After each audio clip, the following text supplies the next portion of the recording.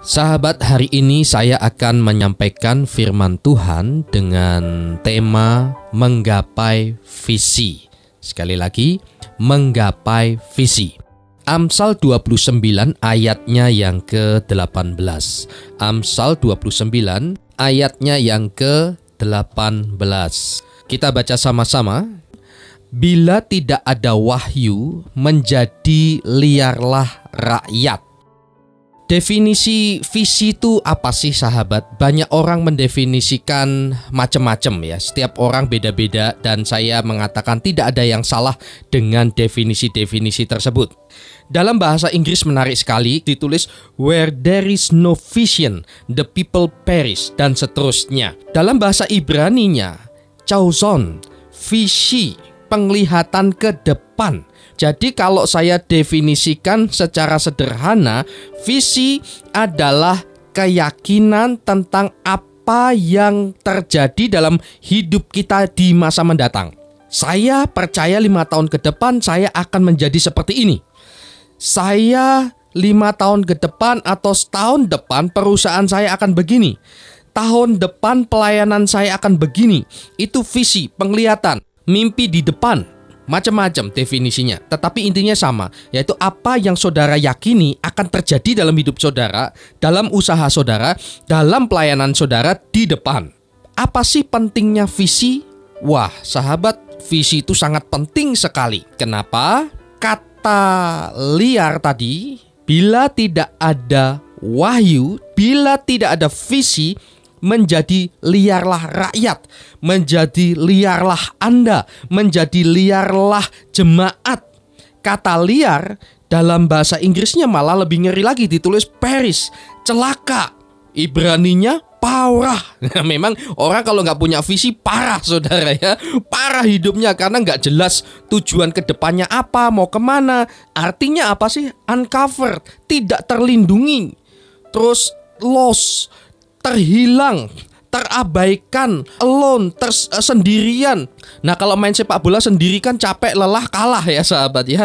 Nah sahabat, betapa pentingnya visi karena pertama apa? Tanpa visi, suatu saat gereja Anda bisa celaka atau menyebabkan celaka. Tanpa visi yang jelas, perjalanan hidup saudara itu juga bisa celaka, bahkan bisa membuat celaka orang lain. Nanti apa? Ya cuma bergantung sama orang lain, gak punya kemandirian, nanti gak cocok, merajuk, bubar, dan seterusnya, marah, memberontak, dan seterusnya. Ini orang-orang yang tidak punya visi yang jelas. Yang kedua, pentingnya visi.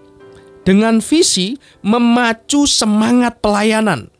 Semangat di dalam main sepak bola itu terletak pada keinginan mencetak gol sebanyak-banyaknya. Ada nggak misalkan dalam rangka lomba 17-an Agustus gitu, kenapa kamu ikut lomba sepak bola mini ini? Yah, yang penting rame-rame aja deh.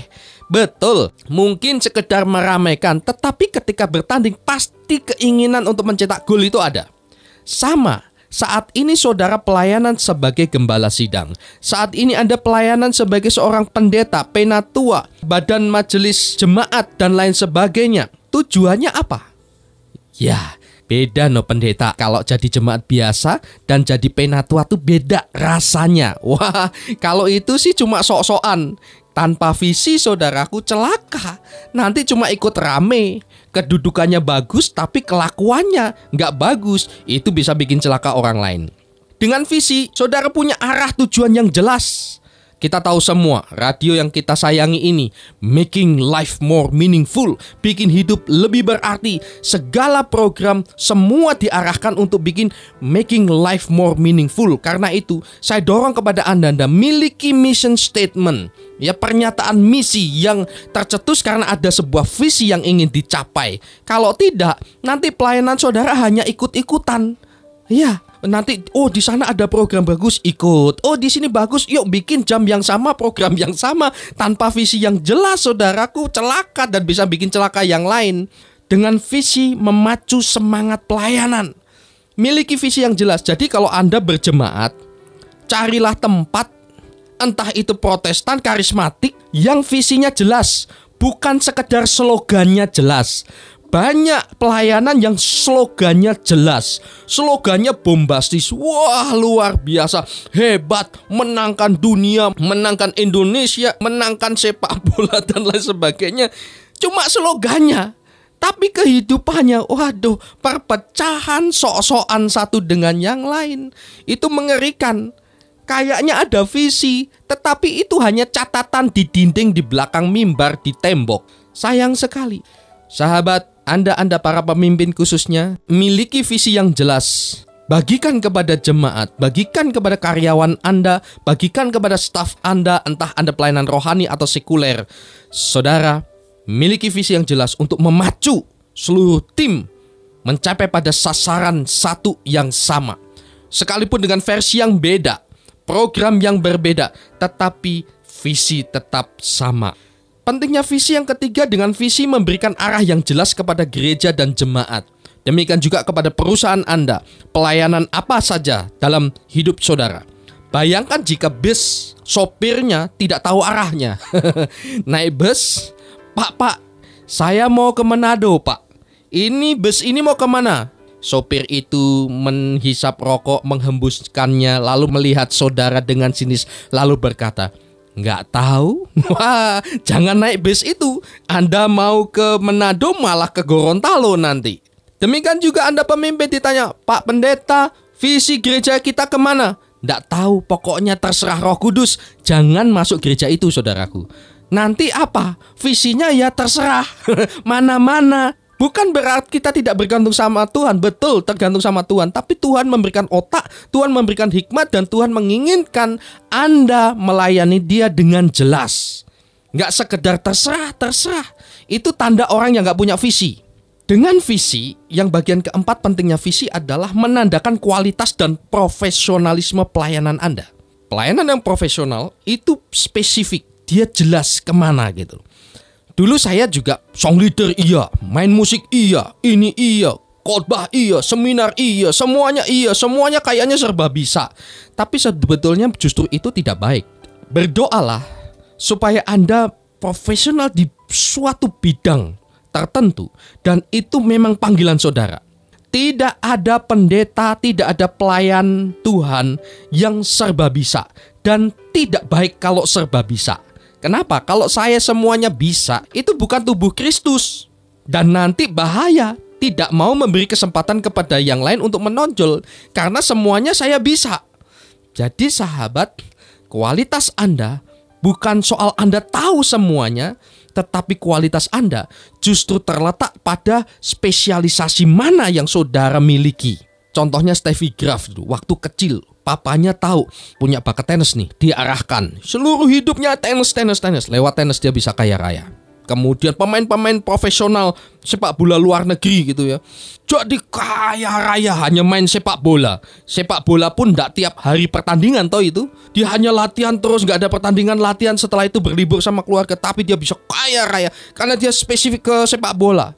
Saya yakin para pemain sepak bola yang profesional dengan bayaran yang miliaran rupiah itu, saudara, dia juga bisa main pingpong, dia bisa main, saya yakin dia bisa juga main voli, tetapi dia tahu panggilan hidupnya di bola. Ya bola, seperti itu. Ya sahabat, jadi miliki visi yang jelas. Tanpa visi, saudara celaka dan bisa menyebabkan celaka. Tanpa visi, saudara tidak punya semangat, arah yang mendorong untuk maju. Dan dengan visi, Anda punya arah yang jelas. Dan visi itu menandakan kualitas hidup saudara. Berbahagialah orang yang berpegang pada hukum, Amsal 29 ayat 18.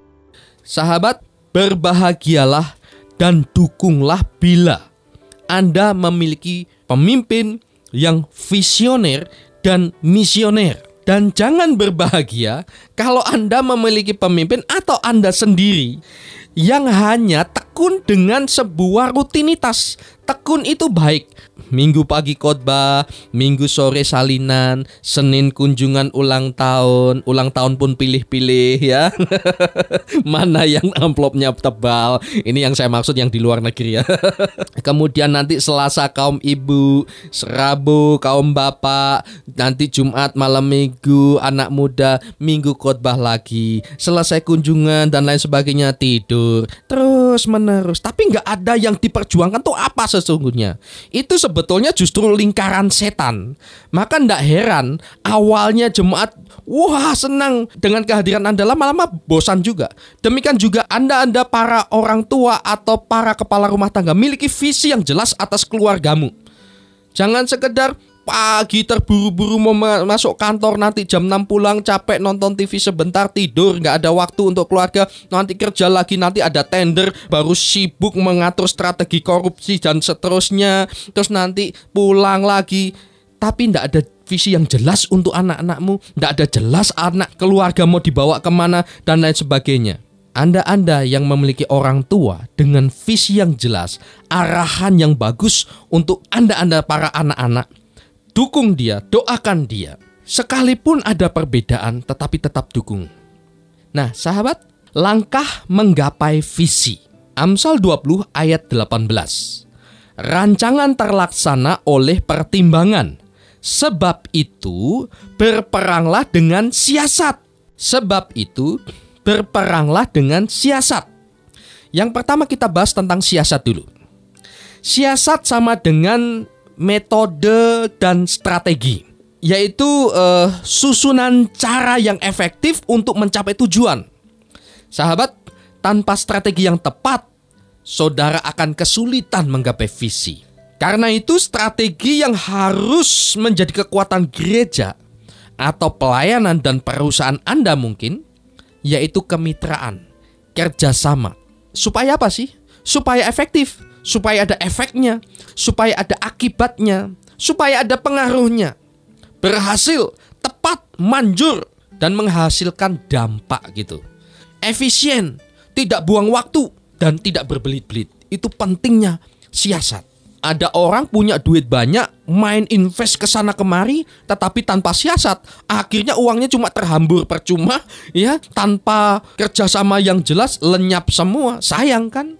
Itulah bedanya antara Rambo dan sniper. Kalau Rambo, saudara pernah nonton film Rambo ya, atau Komando ya, Arnold Schwarzenegger. Kalau Rambo dan Komando, saudara lihat di film itu, begitu lihat musuh dia hamburkan pelurunya, lempar granat, jedor, peluru kena nggak kena, pokoknya dihambur walaupun dia menang, tetapi menghamburkan peluru luar biasa. Tetapi seorang sniper, saya nonton filmnya Mac Dillon, seorang sniper dia perhitungkan baik-baik anginnya, jaraknya, terus dia berprinsip satu peluru untuk satu sasaran. Betul, satu peluru walaupun jarak jauh kena dan sasaran langsung lumpuh. Itu pentingnya siasat di dalam pelayanan, di dalam usaha, di dalam bekerja.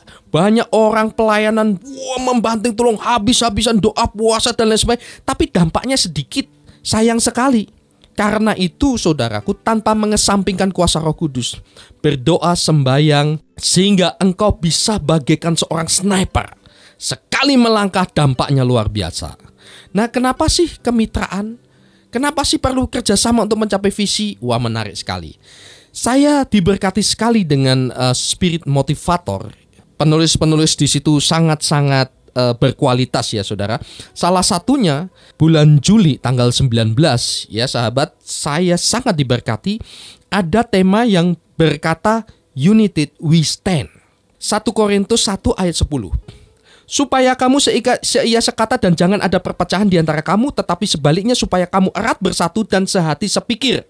Sahabat, apa yang ada di pikiran kita saat mendengar kata ensiklopedia?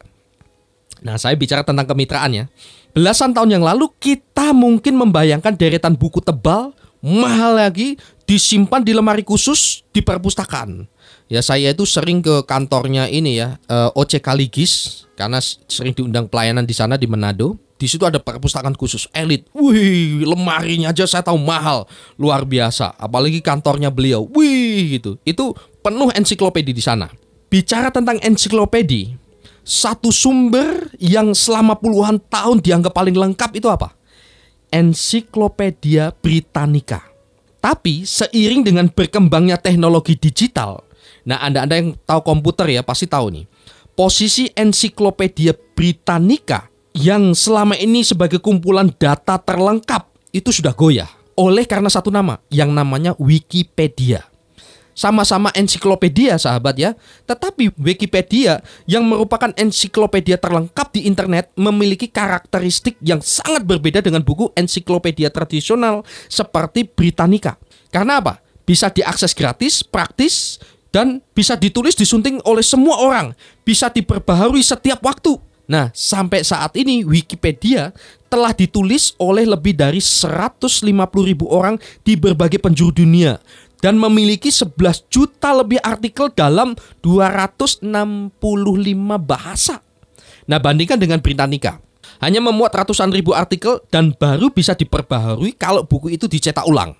Sahabat, meski ada juga yang menuduh artikel di Wikipedia kadang kurang valid ya, karena bisa diubah oleh siapapun. Tapi yang luar biasa, nah ini bicara soal kemitraan. Yang luar biasa, hal itu bisa diatasi karena setidaknya ada 3.000 orang yang mendedikasikan diri untuk setiap saat menyunting dan menjaga netralitas artikel-artikel Wikipedia dari tangan orang-orang jahil. Hebatnya lagi sahabat, mereka semua melakukan itu secara sukarela, tanpa dibayar. Nah, banyak di antara kita ya mikir bayarnya berapa dulu nih kalau lakukan sesuatu ya. Pelayanan pun juga mikir-mikir dulu ini. Ini suatu semangat kebersamaan yang luar biasa. Inilah sahabat bukti nyata kekuatan dari kesatuan dan kerjasama, kemitraan. Sahabat, penting sekali untuk mencapai visi, yaitu bekerja sama baik dengan yang lain maupun dalam kelompok saudara.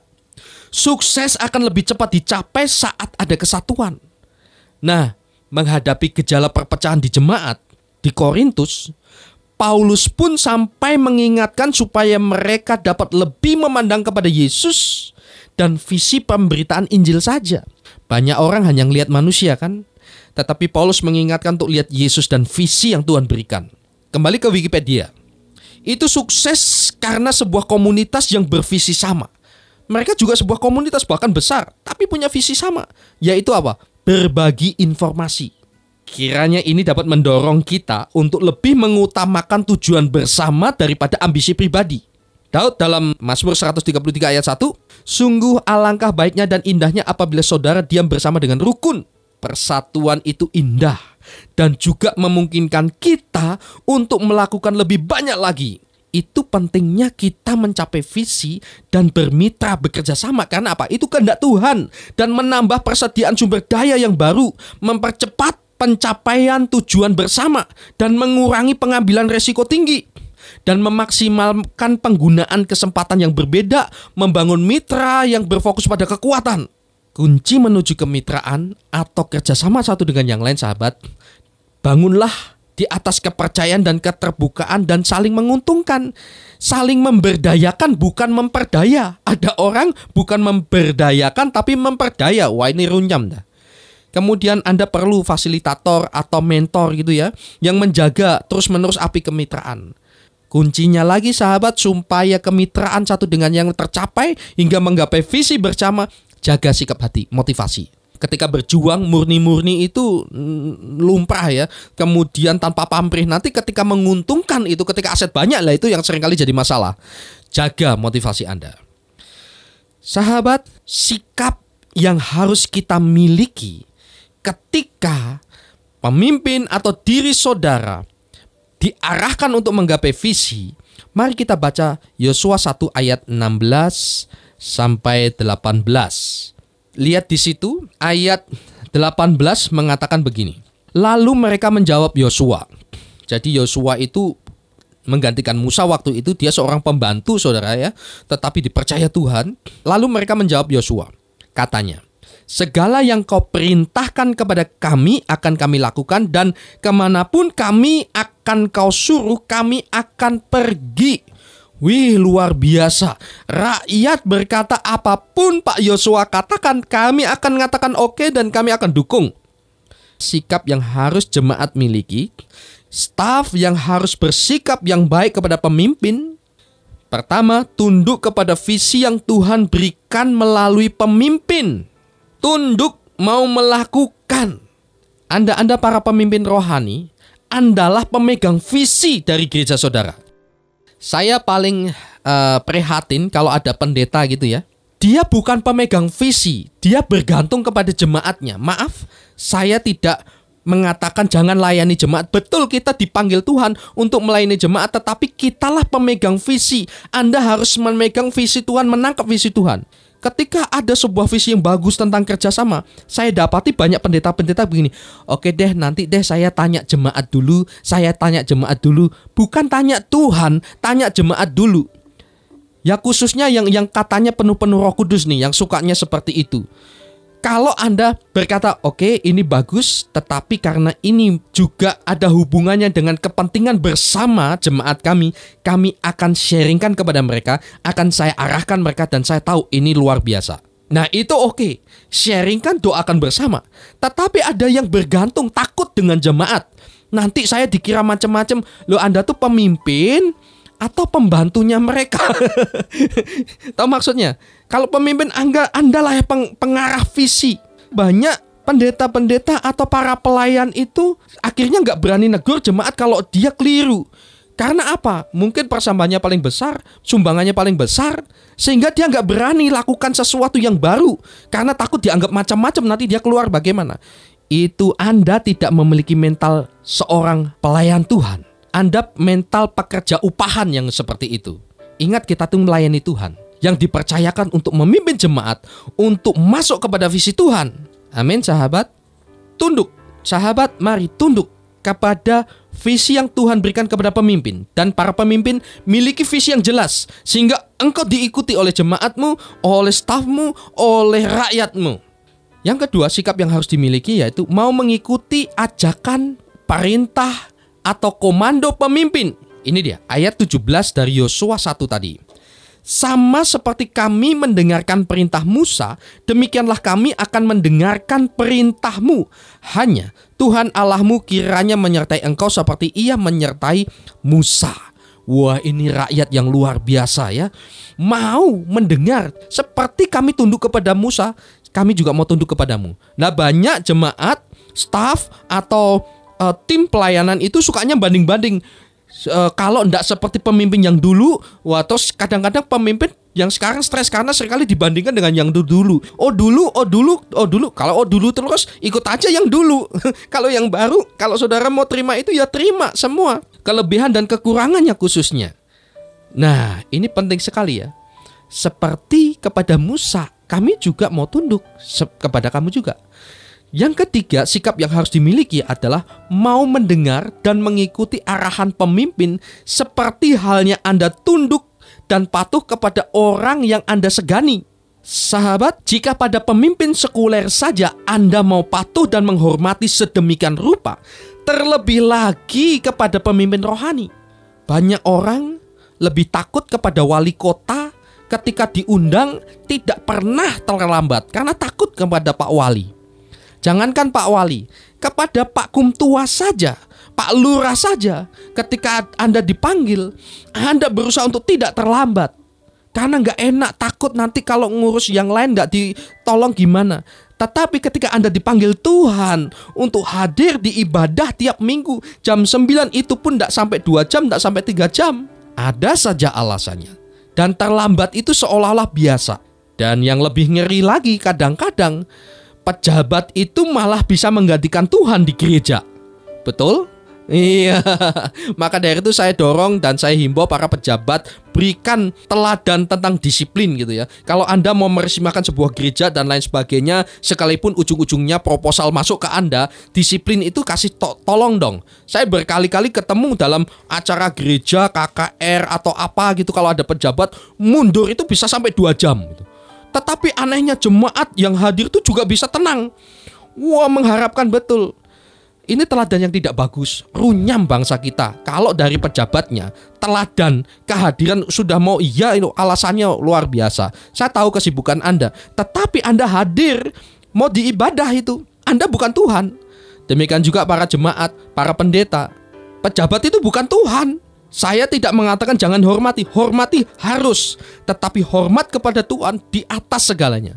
Saya kagum dengan seorang pendeta baptis di Manado ya. Dia berkata, Pak Heri, saya pernah ngundang bupati dan saya langsung ngomong, Pak Bupati, kalau Anda terlambat saya akan mulai langsung. Gitu ya pendeta. Iya, maaf, karena ini ibadah. Ketika ibadah Anda itu jemaat. Sekarang Anda seorang bupati. Wah, luar biasa. Pak Bupati nggak marah tuh. Saya yakin kalau Anda berani ngomong gitu sama Pak Wali, ngomong sama Pak Gubernur ngerti. Pak Gub, kalau Anda terlambat, kami akan mulai ibadah dulu. Nanti silakan Anda, setelah itu kami tunggu acara pembukaan itu. Jadi kalau bicara soal ibadah, Anda ingin ketemu Tuhan, dukung pemimpin yang memiliki visi yang jelas, ketegaran, dan lain sebagainya. Yang keempat, sikap yang harus dimiliki oleh jemaat tadi apa? Pertama, tunduk kepada visi yang Tuhan berikan melalui pemimpin. Yang kedua, mau mengikuti ajakan dan perintah atau komando pemimpin. Yang ketiga, mau mendengar dan mengikuti arahan pemimpin, seperti halnya Anda tunduk dan patuh kepada orang yang disegani. Yang keempat, ayat 18. Setiap orang yang menentang perintahmu dan tidak mendengarkan perkataanmu, apapun yang kau perintahkan kepadanya, dia akan dihukum mati. Hanya kuatkan dan teguhkanlah hatimu. Waduh, waktu itu ngeri sekali. Siapa yang gak mau tunduk kepada pemimpin, seluruh rakyat akan lempari dia dengan batu. Tapi yang terjadi pada zaman sekarang bagaimana, saudara? Yang satu nggak dukung visi, kasak kusuk. Kemudian yang lain, oh iyo kang, ini pendeta so aneh-aneh nih. Ini pembina aneh. Yuk kita resolusi ganti. Waduh, ngeri, saudaraku. Ya, yang keempat, mendukung, membela visi pemimpin. Belalah visi kalau itu memuliakan Tuhan. Dan bantu, beri kekuatan kepada pemimpin sekalipun mungkin saudara masih ragu-ragu. Tetapi kalau pemimpin mengatakan ada visi dari Tuhan, dukung dia, saudara. Mungkin saudara ragu-ragu, tetapi saudara harus menghargai Tuhan memilih dia jadi pemimpin, bukan saudara. Banyak orang ya mengatakan, oh mestinya begini, mestinya gini. Iya, mestinya begini. Kelihatannya saudara hebat, pintar, tetapi yang dipilih Tuhan menjadi pemimpin di situ bukan Anda. Berarti apa? Tuhan lebih percaya dia daripada saudara. Karena itu jangan banyak ngomong. Sahabat, berikan kata-kata yang membangun dan menguatkan, mendorong bukan merongrong pemimpin. Orang yang suka mengkonfrontir itu seringkali justru rohaninya mati dan kering. Orang yang suka kasak kusuk dan penuh kritik, itu malah rohaninya jeblok yang seperti itu. Dukung saudaraku, sekalipun apa yang dilaksanakan gagal, tetap dukung dan sadari itu bagian dari pelajaran Tuhan untuk pemimpin saudara, dan tetap dukung saudara. Kalau tak salah gimana? Jangan disalah-salahkan lagi. Dorong, nggak apa-apa Pak Pendeta, nggak apa-apa Pak Pemimpin, nggak apa-apa Pak Direktur, maju lagi, saya dukung walaupun Anda keliru, saya dukung, ini menjadi pelajaran Anda dan pelajaran untuk kita semua. Bisa nggak seperti itu? Bagian terakhir, perhatikan bagi yang mungkin masih ada yang sulit menangkap atau masih skeptis, tidak percaya, ragu-ragu dengan visi pemimpin, visi gereja, atau visi ayah ibumu, atau visi dari rumah tanggamu, perusahaanmu, dan seterusnya. Pertama, diam dan minta Tuhan menjelaskan kepada dirimu seiring perjalanan waktu yang ada. Dua, diam dan jangan komentar macam-macam. Jika banyak komentar negatif, itu malah bisa menjadi virus bagi jemaat dan orang lain. Yang ketiga, diam dan taruhlah kepercayaan kepada si pengemban visi tersebut. Sahabat, kuatkan, teguhkan hatimu, jangan tawar jangan kecut, gapai visimu, gapai cita-citamu setinggi langit. Bila tidak ada visi, menjadi liarlah rakyat, dan berbahagialah orang-orang yang berpegang pada hukum, termasuk hukum kepemilikan visi saudara yang luar biasa. Tuhan memberkati. Mari kita berdoa. Bapa, di dalam nama Yesus, terima kasih Engkau luar biasa. Terima kasih untuk visi yang Kau berikan kepada kami. Berbicaralah secara khusus dan jamah setiap kami, sehingga kami menang di setiap pergumulan hidup kami, sehingga kami kuat, sehingga kami menjadi orang-orang yang berjalan menurut jalan-Mu saja. Terima kasih Tuhan, terima kasih, Engkau luar biasa. Di dalam nama Bapa, Putra, dan Roh Kudus. Amin.